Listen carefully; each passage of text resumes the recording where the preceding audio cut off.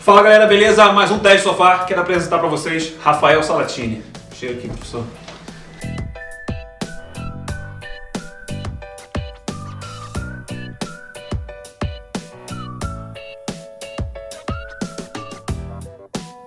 Vamos lá, galera. Eu primeiro queria perguntar para o professor quem é Rafael Salatini, como chegou aqui em Marília, como é o seu trabalho, o que você faz. Conte um pouco pra gente aí. Tá certo. Bom, queria em primeiro lugar agradecer ao MBL aqui do Núcleo de Marília, ao Gabriel, ao Rafael e ao Efraim, que me convidaram aqui para dar essa conversa. Fico muito satisfeito. Eu sou Rafael Salatini, é assim que eu me expresso profissionalmente.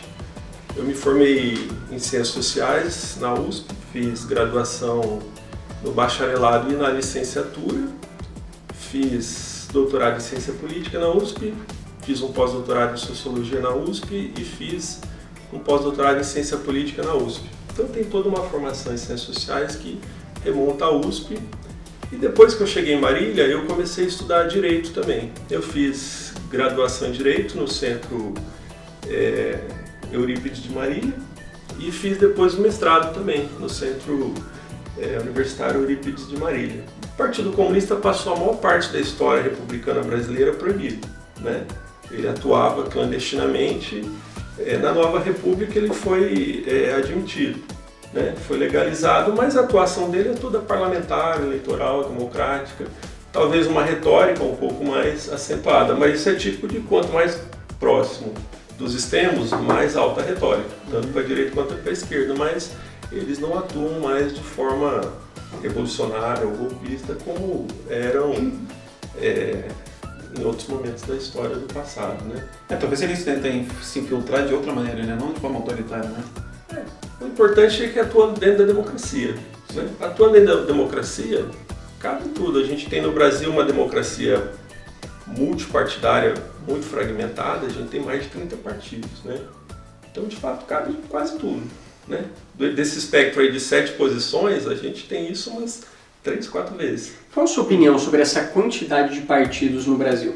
É exagerado? É exagerado. Ela tem a ver com uma legislação eleitoral que tem uma baixa cláusula de barreira e outros dispositivos da legislação de partidos que facilitam a criação de partidos. E aí você cria uma estabilidade dentro do Congresso, dentro do Parlamento, porque você tem ali muita fragmentação política, isso atrapalha a governabilidade do Estado. Inclusive na distribuição de cargos para cada um desses partidos. E praticamente tudo atrapalha. Hoje são mais de 25 mil cargos comissionados aqui no Brasil. Em geral, as democracias estáveis são de dois tipos, ou bipartidárias, como a Grã-Bretanha e os Estados Unidos, ou são democracias com 15, 10 partidos, né? Como as democracias tradicionais da Europa. Elas não têm 30 e tantos partidos, até porque isso é desnecessário. Nós temos aí partidos repetidos. O Partido Comunista nós temos 2. Partidos trabalhistas nós temos uns 4, 5. Partidos liberais temos uns 3, 4, 5. Partidos conservadores temos uns 3, 4, 5. A nomenclatura varia bastante, mas os programas são bem parecidos dentro desses compostos. Eles facilmente se coligariam numa legenda só.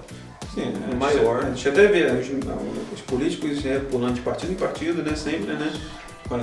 Por exemplo, se você pegar o atual presidente da República, o Jair Bolsonaro, ele pulou de partido várias e várias vezes, mas sempre dentro do espectro da direita e centro-direita. Ou seja, ideologicamente ele sempre teve uma certa visão coerente. Sim. Você acha que o Bolsonaro está qual espectro político? Assim, dentro daquela Centro-direita.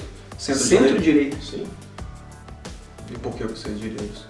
Porque o que define... Porque assim, algumas pessoas o rotulam como extrema-direita, entendeu? Isso é típico. Por isso que eu tô esses votos são típicos da guerra ideológica. Sim. Sempre que a gente falar extremismo, está fora da democracia. Um extremista típico é uma pessoa armada que quer tomar o poder pelas armas e dizimar o restante dos concorrentes, tanto para a esquerda quanto para a direita. Se o sujeito não age assim, independentemente do polo, ele está no campo democrático. Ele pode até não gostar da democracia, mas tolerando a democracia é o que basta, né? Não infringindo as regras, concorrendo dentro das regras. E aí o que acontece, né, junto à atuação do presidente Jair Bolsonaro, é que ele tem, como é típico de uma certa posição política que vem se constituindo recentemente com maior intensidade, uma centro-direita, uma mistura de conservadorismo, que é direita, com liberalismo, que é centro, né? São posições distintas, mas quando eles se coligam, eles criam um caldo de centro-direita. Percebe? Se não tivesse liberalismo, ia para a direita. Se não tivesse conservadorismo, ia para o centro.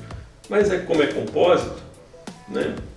Cria aí um espectro da centro-direita, que é um espectro novo. A centro-direita, em geral, era uma posição assumida pela democracia cristã na Europa, né? E outras doutrinas compostas, mas no Brasil essas doutrinas de centro-direita nunca ganharam força. Temos partidos com essa tradição, o PSL, o partido do presidente, tem essa tradição, mas sempre foram partidos pequenos. A doutrina sempre foi uma doutrina pouco desenvolvida. A novidade é uma figura carismática que venceu as eleições com essa posição. Eu, particularmente, não considero nem de centro nem de direita, porque ele mistura os dois, como o eleitorado dele, em grande parte, como a composição ministerial dele, em grande parte, e os apoiadores dele, em grande parte, misturam liberalismo com conservadorismo, e isso dá uma posição de centro-direita. O Ciro Gomes estaria onde? Centro-esquerda. Centro-esquerda. E o Lula? Lula centro-esquerda. Centro-esquerda também. A nossa centro-esquerda, a centro-esquerda tradicionalmente, ela foi ocupada pela social-democracia. Só que a social-democracia no Brasil... Fernando Henrique Cardoso, por exemplo. Então, a social-democracia no Brasil nunca se desenvolveu muito bem. A nossa social-democracia no Brasil é a tradição trabalhista. São os partidos trabalhistas, né? A social-democracia ela tem base sindical, tradicionalmente, coisa que o PSDB não tem. O PSDB é um partido mais liberal, né? Um partido de elites, de empresários, assumiram essa legenda porque era uma legenda que... vinha como novo. Era uma legenda importante na história das ideias políticas, tem toda uma tradição europeia. O presidente Fernando Henrique vinha da esquerda, da centro-esquerda. O PSDB é uma ruptura com o PMDB, então era um pessoal que estava mais à esquerda do PMDB. O PMDB é um partido de centro, então eles foram um pouco para a esquerda, abriram o PSDB. Como havia diversas legendas trabalhistas, eles inauguraram a legenda social-democrata. Como você vê o João Dória hoje, por exemplo, governador do estado de São Paulo? De centro, o candidato de centro, ali do PSDB. O centro, o Dória, por exemplo, às vezes ele tende um pouco para centro-direita, às vezes ele tende um pouco para centro-esquerda, depende da ocasião, porque ele é um político com um discurso meio... o discurso em si fisiológico, né? Essas posições que eu cito não são estáticas, né? É como uma pessoa, né? como uma pessoa tender para um lado, para o outro. O que não é comum é a pessoa sair da direita e ir para a esquerda, sair da esquerda e ir para a direita, dar saltos muito grandes. Não Bolsonaro e para o PT, por exemplo. Isso é difícil de fazer. É uma loucura. Pode acontecer, mas é uma pessoa que abriu mão de todo um ideário e assumiu todo um outro ideário, porque aí nós estamos muito distantes, né?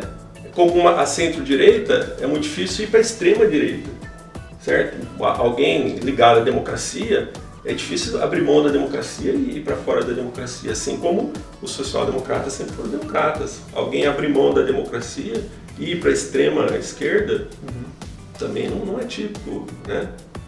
E você tem gostado do governo Bolsonaro? É um governo recente, um governo novo. Eu acho que é um governo que tem trabalhado bastante. Os problemas brasileiros são problemas tradicionalmente complexos, né? O legado dos governos anteriores é um legado de alta recessão, né? E a máquina brasileira é uma máquina muito viciada, a máquina estatal. Difícil trabalhar com a máquina, né? Então, o que eu gosto de ver no governo do Bolsonaro é a equipe trabalhando, a equipe não fazendo corpo mole, né? Eu tive sempre o Paulo Guedes e o Moro, principalmente, muito empenhados, né? Sim, a Damares, os ministros de forma geral. Um resultado mesmo que se possa avaliar é preciso 1 ano, 2 anos. Uns 3 anos, pelo menos, para ele entregar o trabalho dele lá na frente e mostrar o que ele fez de diferente e os números em relação ao governo anterior. Fazer uma avaliação mais séria. Ele tem que sangrar um pouco, né, para fazer andar. É complicado, né? As pessoas elas gostam muito de julgar de forma precipitada. E aí não vem o trabalho... Eu acho que a gente, de forma geral, alguns grupos, algumas pessoas não abandonaram ainda a disputa eleitoral, né? Então tinha aquela disputa nas eleições, venceu o Bolsonaro, e algumas pessoas ainda vêm com o debate eleitoral. É um debate mais polêmico e que não faz muito sentido depois que o cargo está empossado. Mas não é de se ignorar que eventualmente estão mantendo o debate aceso com vias a daqui a 4 anos esse debate ser recolocado. Você acredita em pesquisas de opinião? Sim, algumas são muito sérias, outras ficaram muito comprometidas com resultados muito diferentes da realidade, né?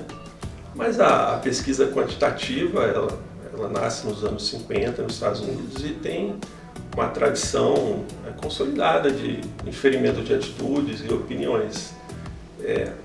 Mas, eventualmente, dentro das eleições, principalmente se elas forem muito politizadas, uma disputa muito acirrada, melhor dizendo, aí você pode acreditar que todas as ferramentas, todas as armas podem ser usadas. E uma manipulação de um instituto, de outro...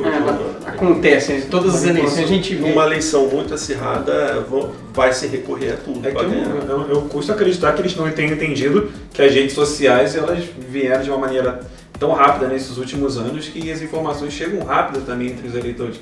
E eu acho a renovação, independentemente de qualquer coisa... Tem gostado da atuação do Kim? Essencial. Eu acho um deputado muito atuante. O que eu gosto do MBL em especial é que são, não sei se eu posso dizer militantes ou ativistas, mas é um pessoal muito engajado politicamente.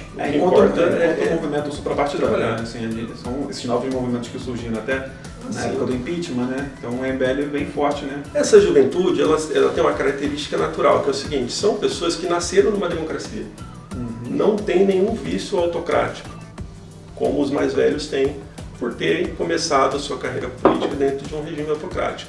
Então, vocês que são mais jovens conhecem a autocracia só dos livros, dos jornais.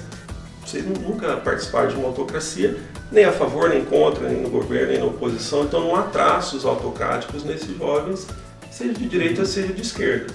Todos eles só conhecem a democracia. E isso é interessante, né?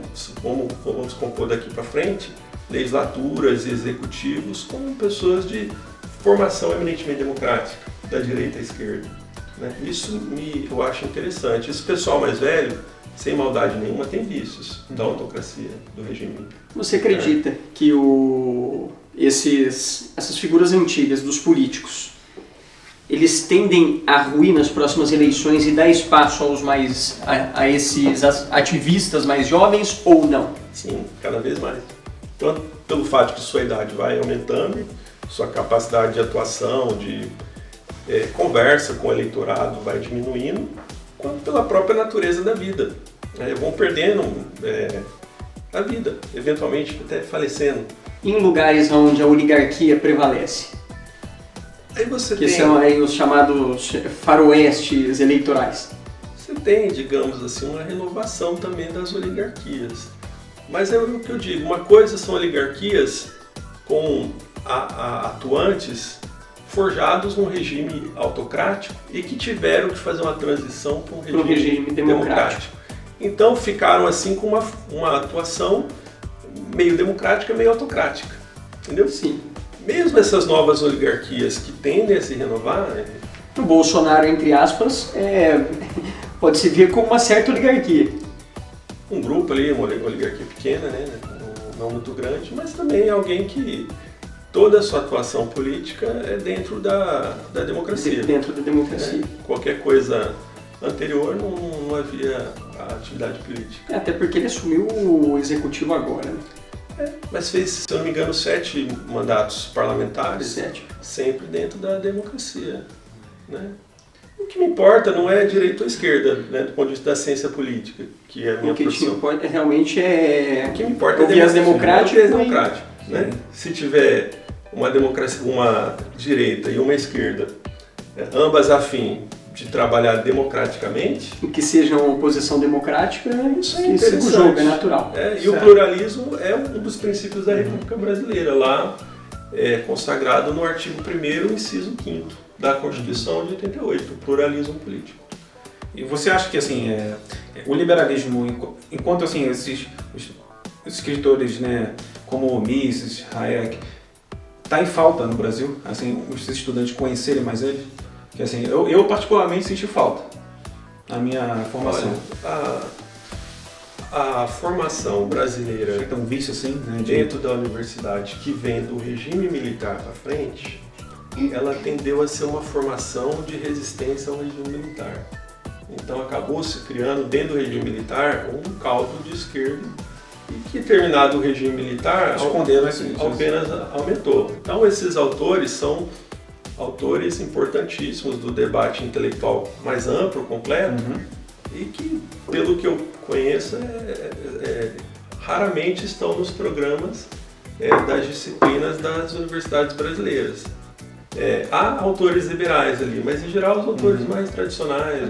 John Locke, Montesquieu, faz parte Kant, da formação dos alunos.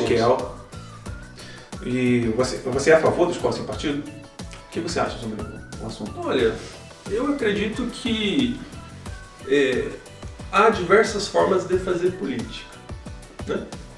A política militante, doutrinária, ativista, tipo sindical, o espaço natural desse tipo de política não é dentro da escola fundamental, do ensino fundamental e do ensino médio, né? Esse é um tipo de atividade mais natural para adultos, né? Você pode ter alguma atividade, um incentivo ao civismo, à politicidade das crianças, mas algo compatível com a idade de formação delas, né? Em partidos políticos, a natureza de um partido político é atuar dentro do Congresso.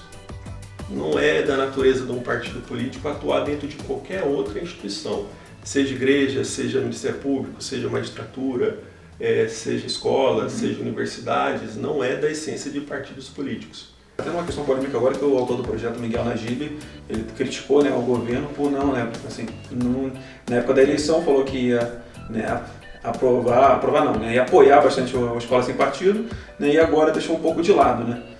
Então, o que você está vendo sobre isso? Tem acompanhado essa... Olha, o PSL, o candidato, o Jair Bolsonaro, como os outros candidatos de forma geral, faziam a sua campanha eleitoral em torno de um programa mais purista, certo? Sim. Qualquer um que vencesse, né, atuando na cadeira presidencial, o Brasil não é governado, não é regido por um único poder, o poder executivo, é regido por 3 poderes. Então qualquer um que sentasse naquela cadeira teria que em algum momento compor com o poder legislativo, compor em nível político, e compor com o poder judiciário no nível judiciário. E aí não dá para você ter programas puristas implementados. Sempre você vai ter que compor, né? O interessante é você compor dentro de um debate, dentro de um diálogo entre oposição e governo, de forma geral. Mas muito do que se propõe numa campanha dificilmente se implementa depois. Não, que muitas pessoas estavam esperando, assim, o apoio... Eu até entendo também porque teve a questão da reforma da Previdência, que eu acho que vem como urgência, né? Aquele eleitor mais purista, aquele eleitor mais... ele vai se chatear um pouco quando ele vê o governo retrair o seu programa.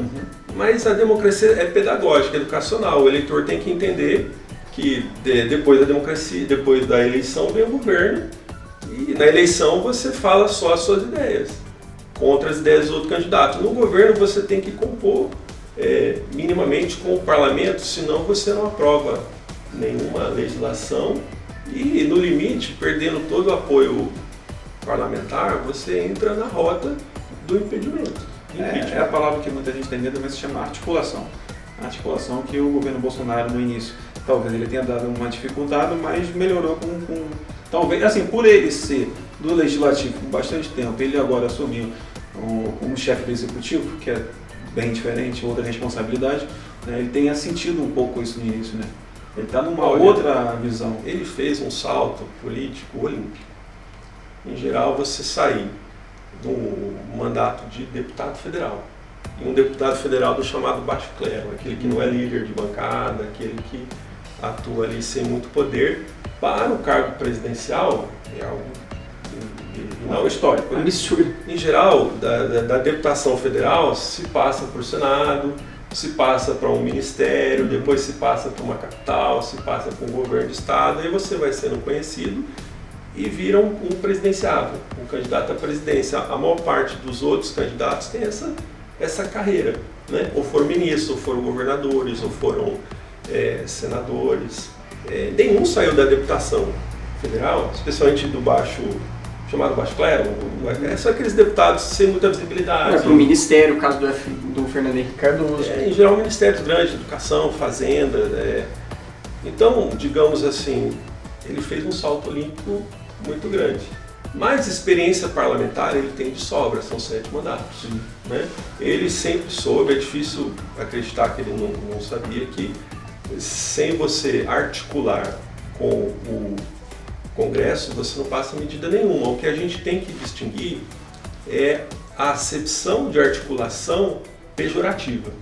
Essa concepção pejorativa é corrupção, Sim. Isso é ilegal. Né? Embora haja uma tradição aí reconhecida no Agora, por exemplo, isso é ilegal. dizem... Agora, por exemplo, em troca de emendas parlamentares, orçamentárias... Isso é o que ocorreu agora. Isso é constitucional, isso é Até legal. porque o deputado ele vai mandar aqui, o deputado federal no caso, ele vai mandar para os seus currais eleitorais aquela verba que ele já tem direito ali do governo Isso é federal. uma previsão constitucional. Então, é A gente natural. tem que entender. É que a população no geral não entende essa. Não entende. essa Ela acha que o deputado federal vai pegar aquele dinheiro e enfiar no bolso dele. Eventualmente, nessa barganha por essa previsão constitucional, pode haver corrupção. Pode haver corrupção em qualquer ato administrativo. No caso, ele mandar para ONGs, por exemplo, e as ONGs repassarem dinheiro para ele. O que a gente tem que aconteceu. fazer conceitualmente é distinguir algumas coisas. Nós não podemos acreditar que um parlamentar que está atuando constitucionalmente, um presidente que também está atuando constitucionalmente, barganhando em cima do orçamento, esteja fazendo alguma coisa errada. Eles estão atuando dentro da democracia. Diferente do que é você pensar a mesma coisa na base da corrupção, do Caixa 2, do mensalinho, do mensalão. Isso tudo já fere a Constituição, fere o Código Penal, fere leis penais. São crimes, né? Aí estamos falando de crimes. E como você vê, recentemente houve um acordo entre o Mercosul e a União Europeia. Foi lá, inclusive, houve a reunião do G20. O Jair Bolsonaro esteve presente, o Donald Trump esteve presente também. Como você vê para a indústria brasileira esse acordo? Ela é benéfica ou não? Para o Brasil em geral, é benéfica ou não? Excelente sob qualquer ponto de vista. O Mercosul é a maior integração regional da América do Sul e a União Europeia da Europa, né? E você criar uma linha de integração entre o Mercosul e a União Europeia, sob qualquer aspecto, é interessante, né? A União Europeia tem grande capacidade de investimento no Mercosul, né? O Mercosul não é uma integração com capacidade de investir na Europa. Então, tende a haver aí um trabalho de investimento da Europa muito grande na aqui América do Sul. Isso interessa para o Brasil. Sobretudo ao Brasil. Interessa que tem pro Brasil, mais insumos interessa do que para o os Paraguai, vizinhos. Argentina, Uruguai, Mercosul todo. Nós aqui do chamado mundo subdesenvolvido, mundo em desenvolvimento, o que nos interessa? Investimento. Precisamos nos desenvolver. Então, esse investimento pode ser nacional. As condições das nossas fábricas eles são muito precárias. O Brasil, se comparar realmente com a Europa, com os Estados Unidos, o Canadá, o Japão, está muito atrás. Precisamos nos desenvolver e isso quer recursos. Requer recursos. Qualquer política de desenvolvimento aqui para o mundo em desenvolvimento, o mundo é interessante, desde que seja feito pelas devidas vias legais, né? Teve um discurso como o do Ciro Gomes dizendo que isso daí vai ser péssimo para a indústria nacional, que vai quebrar a indústria brasileira, que não vai ter como competir com os carros europeus e vai gerar desemprego. Na verdade é um discurso bastante sensacionalista, né, e superficial. Olha, é possível que o Ciro Gomes esteja desde já dentro de uma pré-campanha presidencial. Exatamente. O que é comum ocupar o lugar do Lula. O que é comum em candidatos presidenciáveis da magnitude do Ciro Gomes. e criando assim, um espectro pré-campanha, campanha, discussões, já se contrapondo a posições. É possível que essa seja uma estratégia dele. Da mesma forma que lá atrás o Lula foi contra o Plano Real. Sim, todos os presidenciáveis fazem em geral isso, né? É da própria lógica de quem pretende se candidatar daqui a 4 anos. Que o Ciro, na verdade, essa eleição ele já estava em campanha para já estava exatamente. Na verdade, ele já vem se preparando para isso, né? Olha, as grandes lideranças que fosse da esquerda, na sequência, eram Brizola, dentro do regime militar, um pouco antes do regime militar. Quando abriu a nova república, o Brizola já estava, como se diz politicamente, um pouco desidratado. Foi governador em 2 estados, no Rio de Janeiro e no Rio Grande do Sul. A liderança democrática da esquerda. Ele foi, digamos assim, sucedido pelo Lula. O Lula foi a grande liderança da esquerda na nova república, né? E o Lula também hoje, com a sua idade, com a situação pessoal que ele passa, é muito difícil prever alguma candidatura lá no futuro dele. Isso deixa a esquerda com um espaço político a ser preenchido. E aí você tem os candidatos que pretendem preencher, a Marina Silva, o Ciro Gomes, o Fernando Haddad. A tartaruga sempre aparece de 4 em 4 anos. Ela tá na toca agora. Tá dormindo, agora ela vê que ela sumiu. Às vezes você vê uma postagem dela no Facebook, lá metendo um pau no Bolsonaro. A Marina Silva. Então, E o Alckmin? Como você vê o Alckmin? O Alckmin, aí a gente vai para o espectro do PSDB, né? O PSDB é um partido médio, né? Como os outros todos são. O partido grande é só o PMDB, os outros são médios. Partidos médios. Como o PMDB, depois da figura do Tancredo Neves, falecido, e do José Sarney, eles lançaram a candidatura do Ulisses Guimarães, que para mim foi o maior presidente que o Brasil não teve, né? Depois do Ulisses Guimarães, eles pararam de se esforçar para ter a cadeira presidencial e foram assumindo aí uma cultura mais parlamentar, se especializando em presidir o Senado, se especializando em presidir a Câmara dos Deputados e compor grandes bancadas nessas 2 casas parlamentares. Como o PMDB não concorrer na eleição presidencial, abre espaço para os partidos médios, aí ele sobe. É o caso do PT, é o caso do PSDB, então a gente teve durante esse tempo todo grandes disputas entre o PT e o PSDB. O PSDB acabou conseguindo 2 mandatos, né, com o Fernando Henrique Cardoso. O natural sucessor do Fernando Henrique era o José Serra, que foi um dos maiores ministros dele. O José Serra nunca conseguiu emplacar eleitoralmente. Tentou 2 eleições, perdeu as 2. O Alckmin é da tradição política do estado de São Paulo, né? Ele foi sucessor do Mário Covas aqui, fez vários mandatos aqui no estado, e como é um estado muito grande, né, era naturalmente ele se catapulta para a presidência. Que ele se candidatasse em algum momento à presidência. Por outro lado, você tinha o Aécio Neves, que vem da tradição política do estado de Minas Gerais. Vem com o passado de um Tancredo nas costas, por exemplo. Que tem o nome Neves. E aí você tem essas 3 figuras do PSDB concorrendo em geral contra o PT. Quem chegou mais à frente, algumas eleições atrás, sem grande apoio do próprio PSDB, foi o Aécio Neves. Ele quase venceu as eleições. 3 milhões de votos. Faltou muito pouco. Se as eleições no Brasil fossem na mesma regra das eleições americanas, o Aécio Neves teria vencido nos maiores colégios eleitorais. E seria o presidente do Brasil. A Hillary teve 3 milhões de votos a mais que o Donald Trump. Mas o Trump acabou sendo vencedor. As eleições presidenciais norte-americanas são semidiretas, né? As nossas são diretas. Esses 3 candidatos PSDBistas tentaram mais de uma vez, quase cada um, nunca emplacaram. Hoje você pode dizer que são candidaturas menos apostáveis, por assim dizer. O João Dória é apostável, por exemplo. A figura crescente dentro do PSDB, tem aqui em São Paulo 2 figuras crescentes. O João Dória e o Bruno Covas na prefeitura. O Bruno Covas? Na prefeitura, né? Então, se você pensa um João Dória concorrendo à presidência, você também pensa um Bruno Covas concorrendo ao governo do estado de São Paulo. Mesmo com essa, acho que, péssima popularidade agora? Olha, é que, digamos assim, como eu disse, como as velhas lideranças estão subsumindo, estão ficando para trás, novas lideranças estão subindo. E algumas novas lideranças... Vai ser um debate entre jovens na prefeitura de São Paulo, porque você vê Arthur, o Arthur conseguir pelo DEM, vem o Arthur, o Mamãe Falei, vem o Bruno Covas, que também é jovem, aí se por algum acaso, aí Tabata do Amaral, ela descarta, mas... Uma Joyce, talvez? A Joyce Hasselman vem, ela, apesar que ela não é tão jovem quanto esses, mas também não é, é uma jovem figura política. Na política, né? Então vai ser um debate muito interessante. Talvez o Russomano aí como figura Como tradicional. sempre, né? Como sempre. Tradicional. Ele é o eterno quase prefeito de São Paulo. Olha, uma candidata que teve aí um sufrágio, um nível muito alto no estado de São Paulo, foi a deputada estadual Janaína Pascoal. Não sei se há interesse dela na... Ela teria que disputar com a Joyce, no caso. Joyce, elas estão dentro do mesmo partido, mas são, digamos assim, as novas caras, da Sim. direita e à esquerda. Quem vai vencer aí depende do eleitorado, depende da própria atuação, mas eu particularmente gosto de ver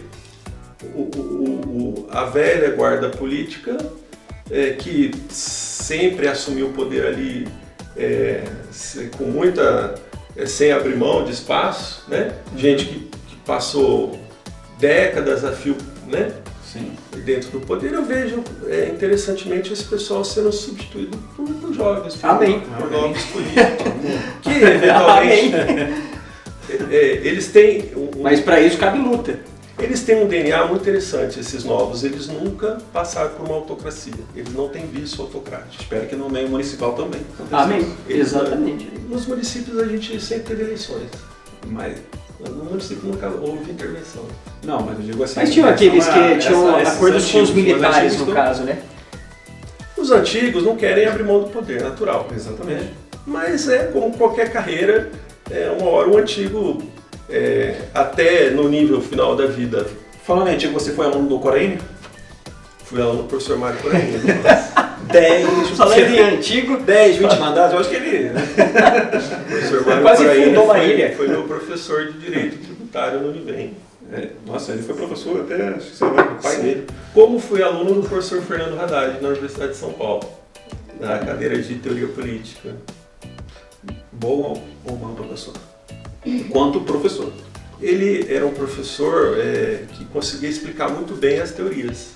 Né? Ele é da cadeira de teoria, né? Política. o presidente Lula Explicava muito bem as teorias. E Oposte. o professor Coraine, para fazer referência a ele, era um professor nonagenário, se não me engano, né?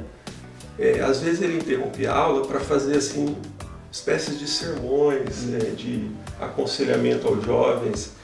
Eu achava aquilo fascinante. Que legal, hein? O que ele falava ali para os jovens, para além do direito tributário, que é uma área difícil do direito, é muito complicado, pelo menos para mim, era fascinante. Ele dava conselhos que eu sempre achei interessante, uma experiência de vida que realmente tem o que aconselhar os jovens. E os jovens requerem conselhos, né? Com certeza. O jovem precisa de conselhos e o professor Coraine eu nunca vou esquecer vários dos conselhos que ele deu para minha turma. Professor, quero agradecer muito a sua presença, a gente vai ter que terminar aqui esse papo. Eu que Você agradeço. nos engrandeceu muito, mas infelizmente o tempo, né? Eu que agradeço. Espero ter contribuído aí com as discussões de vocês.